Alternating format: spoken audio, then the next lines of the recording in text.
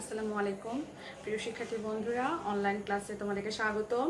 অষ্টম শ্রেণীর বিজ্ঞান ক্লাসে আমরা যে অধ্যায়ে ছিলাম সেই অধ্যায়টি হলো রাসায়নিক বিক্রিয়া। আজকে আমরা রাসায়নিক বিক্রিয়ায় যে অধ্যায়ের যে পাঠগুলো নিয়ে আলোচনা করব তা হলো 5 থেকে 9 পাঠ হচ্ছে সিরিয়ালি সিনক্রোনাইজলি এটা সাজানো আছে এবং এটা একটা ক্লাসে বোঝা সম্ভব। তো সেই জন্যই আমি আজকে ক্লাসটি এই পাঠগুলো নিয়ে সাজিয়েছি। কিন্তু তার আগে আমি বলতে চাই যে গত ক্লাসে আমি তোমাদেরকে একটা সমীকরণের সমতা করতে দিয়েছিলাম, বলেছিলাম এখানে ভুল আছে, এই ভুলটা তোমরা সংশোধন করে দেখাবি।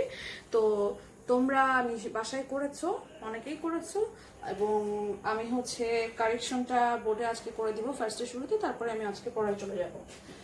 আমার যে সমতাটা ছিল, প্রথমে ভুলটা আমি দেখাই যে Mg প্লাস O2 2MgO, এটা কেন ভুল, এটা সমতা কেন নয়? আমরা জানি যে আমরা জানি যে কোনো মৌলের কি হয়, মানটা অণু যে আছে সেটা নিচে ডান দিকে কর্নারের নিচে থাকে এবং পরমাণুটা সামনের দিকে অদৃশ্য আকারে থাকে। তো এখানে অণু পরমাণু দুটাই এক এক গুণ আকারে আছে।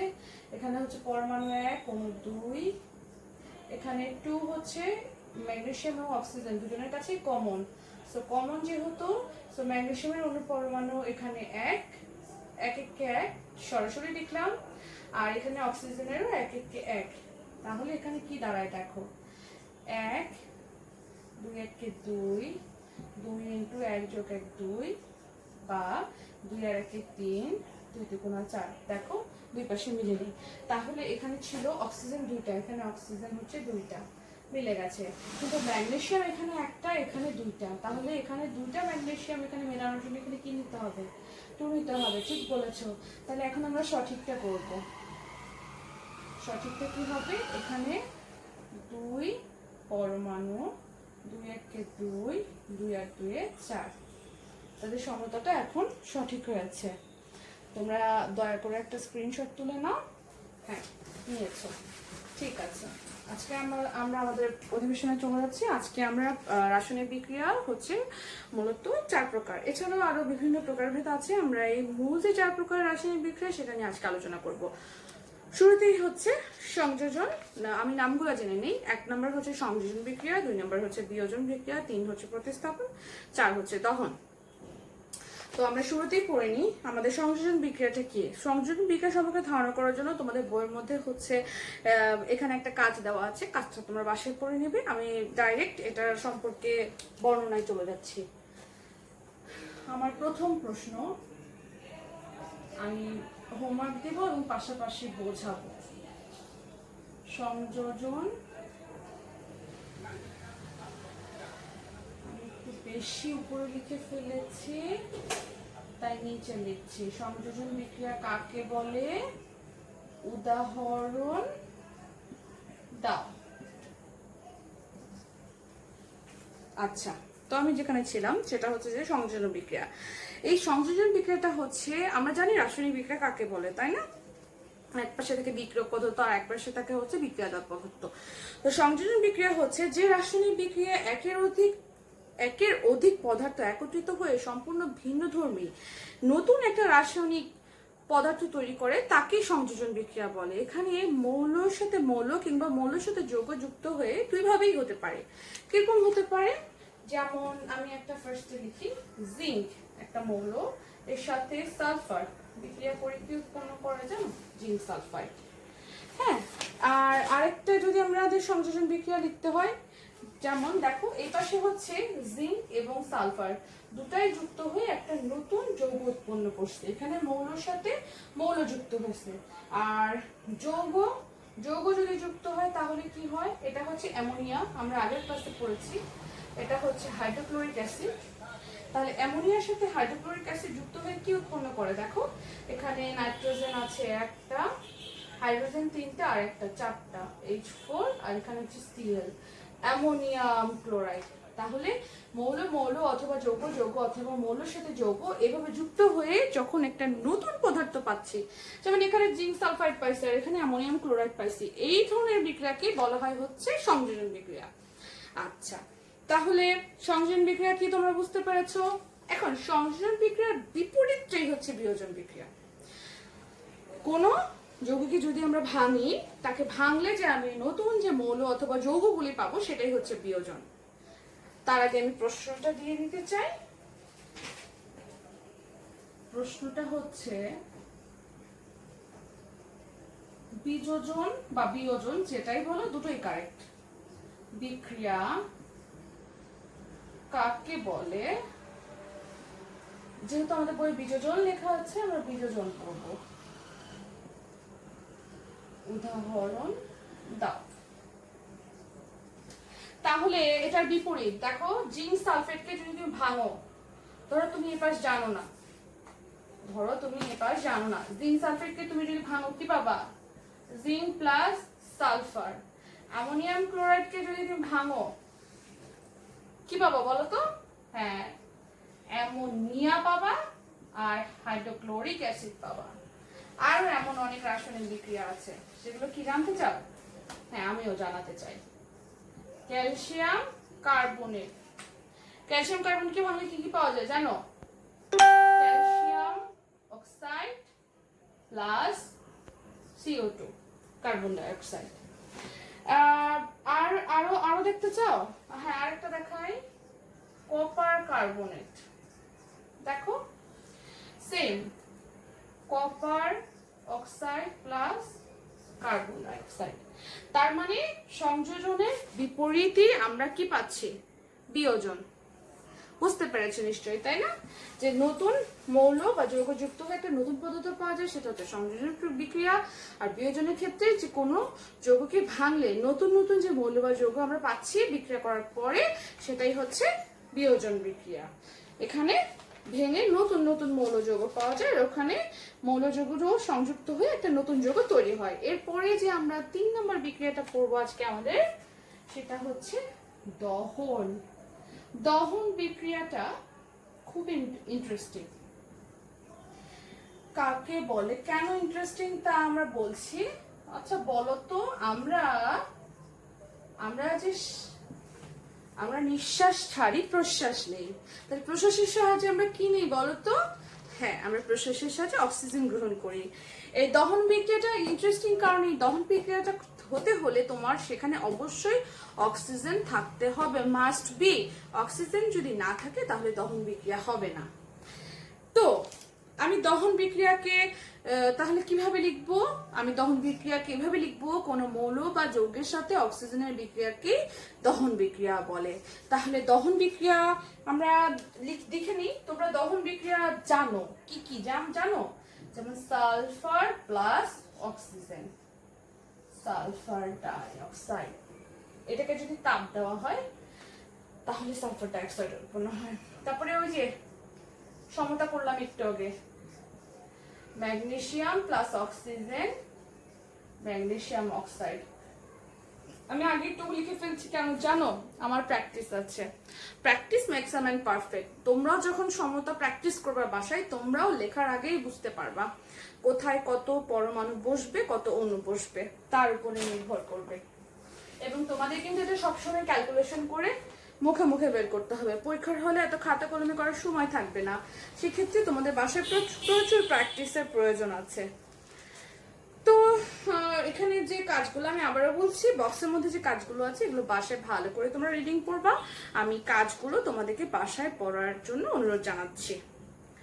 তারপরে 4 নম্বর আমাদের লাস্ট আজকের যে রাসায়নিক বিক্রিয়া, সেটার নাম হচ্ছে প্রতিস্থাপন। প্রতিস্থাপন বিক্রিয়া কাকে বলে? উদাহরণ দাও। এরপর আমরা আরেকটা বিক্রিয়া সম্পর্কে জানবো। সেটা কি জানো? সেটা হচ্ছে প্রশমন। প্রশমন আমি ইনশাল্লাহ আরেকটা ক্লাসে ডিটেলস বুঝাবো, কারণ প্রশমনটা তোমাদের আছে। মূলত তোমাদের এই 4টা বিক্রিয়ায় 8ম শ্রেণীর জন্য প্লাস প্রশমনটা সহ মোট 5টা বিক্রিয়া অত্যন্ত জরুরি। এই বিক্রিয়া দিয়ে সৃজনশীল থাকতে পারে, কিংবা তোমাকে একটা অবজেক্টিভের জন্য একটা বিক্রিয়া তুলে দিয়ে বলে দিতে পারে যে এই বিক্রিয়াটি কি বিক্রিয়া, সংযোজন, বিযোজন, দহন না প্রতিস্থাপন নাকি প্রশমন। ঠিক আছে? তো এই জন্য তোমাকে বিক্রিয়াগুলো সম্পর্কে ক্লিয়ার এবং পরিপূর্ণ ধারণা পেতে হবে। এবং পরিপূর্ণ ধারণা পেতে হলে কি করতে হবে বলো তো? ঠিকই বলেছো, ভাষায় খুব ভালোভাবে পড়তে হবে। তো চলে আসি, প্রতিস্থাপন বিক্রিয়া কাকে বলে। একটু খেয়াল করো, আমি সংজ্ঞাটা বলছি।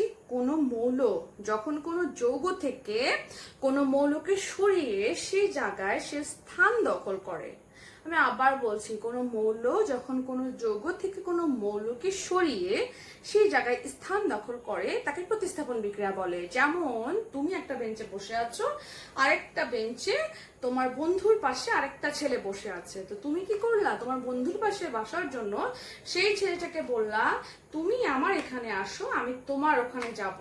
এই যে তুমি জায়গা চেঞ্জ করলা, এটাই হচ্ছে প্রতিস্থাপন। তাহলে আসো, প্রতিস্থাপন বিক্রিয়াটা কি এটা আমি বোঝার জন্য আমি একটা বিক্রিয়া করে দেখাই। যেমন iron plus copper sulphate, board দেখতে পাচ্ছ তো? তো ফেরাম আর কপার সালফেট বা আয়রন বা কপার সালফেট হচ্ছে, ফেরাম কি করবে? কপারকে এক ধাক্কা দিয়ে বলবে তুমি সরে যাও, কপার সরে যাবে। তাহলে ফেরাম কি করবে? সালফেটের সাথে যে কপারের জায়গাটা সেটা দখল করে সেটা হয়ে যাবে ফেরাস সালফেট। মনে আছে আয়রনের যোজনী 2, যে যোজনীর জন্য এটা আস, তাই এখানে উচ্চারণ হচ্ছে আস। কারণ কি, আমরা যে যোজনী পড়েছি, সালফেটের যোজনীয় 2, ফেরামের যে যোজনী 2 এর জন্য আস, সেই যোজনী 2 কাটাকাটি হয়ে এখানে কোনো যোজনী বসছে না, তাই এটার উচ্চারণ হচ্ছে ফেরাস। তো এটা গেল একটা প্রতিস্থাপন বিক্রিয়া, তোমাদেরকে দেখালাম। তাহলে আমরা আরেকটা দেখি, আরেকটা প্রতিস্থাপন। আসো দেখি, জিঙ্ক প্লাস সালফিউরিক অ্যাসিড। দেখো, জিঙ্ক কি করে? হাইড্রোজেনকে ধাক্কা দেয়, তুমি সরে যাও, সরে যেয়ে সে সালফেটের সাথে বন্ধুত্ব করে পাশাপাশি বসে, আর হাইড্রোজেনকে সে আলাদা করে দেয়। So zinc plus sulphuric acid, যেটা ভেঙে প্রতিস্থাপন বিক্রিয়ায় হয়ে যায় জিঙ্ক সালফেট প্লাস হাইড্রোজেন। কি বুঝতে পেরেছো? আশা করছি নিশ্চয়ই বুঝতে পেরেছো। তো আমরা এখানে কি দেখলাম বলো তো? আমরা এখানে দেখলাম যে রাসায়নিক বিক্রিয়ার যে 4টা প্রক্রিয়া আছে, সংযোজন, বিযোজন, দহন এবং প্রতিস্থাপন, এই সম্পর্কে আমরা আজকে ধারণা পেলাম। এখন আমি তোমাদেরকে হোমওয়ার্কের মধ্যে কিছু বিক্রিয়া দিব, সেই বিক্রিয়াগুলো কোনটা কি বিক্রিয়া সেটা তোমরা বাড়ির কাজ আকারে এই 4টা প্রশ্নের সাথে অ্যাড করবে। কোনটা কি বিক্রিয়া এটা তোমরা লিখবে, ঠিক আছে? এটা হচ্ছে তোমাদের কোনটা কি বিক্রিয়া সেটা চিনতে পেরেছো কিনা সেটা বোঝার জন্যই আমি তোমাদেরকে এটা হোমওয়ার্ক অ্যাড করছি। নাম্বার 1-এ আমি দিচ্ছি ক্যালসিয়াম অক্সাইড প্লাস পানি। সো অক্সিজেন 2টা, হাইড্রোজেন 2টা, সো আমরা কমন নিয়ে লিখতে পারি OH2। আর আমি তোমাদেরকে দিচ্ছি 2 নাম্বারে, বোর্ড দেখতে পাচ্ছো? দেখতে পাচ্ছি, Na+Cl, সোডিয়াম ক্লোরাইড Na+Cl। তোমাদেরকে লিখবা, তোমরা জাস্ট ব্র্যাকেট দিয়ে বিক্রিয়াটা তুলে যখন আমাকে ছবি তুলে পাঠাবা, তোমরা ব্র্যাকেট দিবা, এন্ড ব্র্যাকেট দিয়ে তোমরা জাস্ট আমাকে লিখে দিবা যে কোনটা কি বিক্রিয়া, কোনটা সংযোজন, কোনটা বিযোজন, কোনটা দহন, আর কোনটা হচ্ছে প্রতিস্থাপন।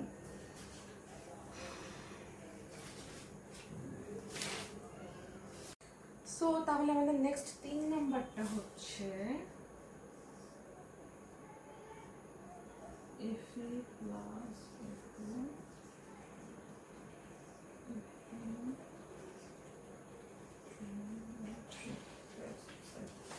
আর আমাদের 4 নাম্বার, এটার কিন্তু আবার সমতা আছে, মজার সমতা, এটা আমি তোমাদেরকে পরে দেখাবো। হ্যাঁ, হ্যাঁ, আপাতত কোনটা কি বিক্রিয়া আমি সমতা ছাড়াই লিখছি, কোনোটা সমতা ছাড়াই লিখেছি, কোনোটা সমতা সহই লিখেছি। সমতা নিয়ে টেনশন করার দরকার নাই, তোমরা শুধু আমাকে জানাবে যে কোনটা কি বিক্রিয়া। হ্যাঁ, আর যদি পারো আমাকে এটা সমতা করে দেখাবে 3 নাম্বারটা, আর আমাকে জানাবে। তোমরা যদি না পারো আমি অবশ্যই করে দিব। তাহলে আমি এখানে টোটাল বিক্রিয়া দিয়েছি কয়টা? আমি তোমাদেরকে এখানে টোটাল বিক্রিয়া দিয়েছি 4টা। 4টা বিক্রিয়ার মধ্যে কোনটা কি বিক্রিয়া আমাকে তোমরা সেটা জানাবে। আর কি করবে বলো তো? সংযোজন বিক্রিয়া কাকে বলে, বিযোজন বিক্রিয়া কাকে বলে, দহন বিক্রিয়া কাকে বলে এবং প্রতিস্থাপন বিক্রিয়া কাকে বলে, এগুলো পাশে খুব ভালো করে চর্চা করবে। এবং বরাবরের মতো কোনো প্রশ্ন থাকলে আমাকে জানাতে অবশ্যই অবশ্যই কমেন্ট বক্সে ভুলবে না। সেই পর্যন্ত ভালো থাকবে, সুস্থ থাকবে, নিরাপদে থাকবে। ফি আমানিল্লাহ।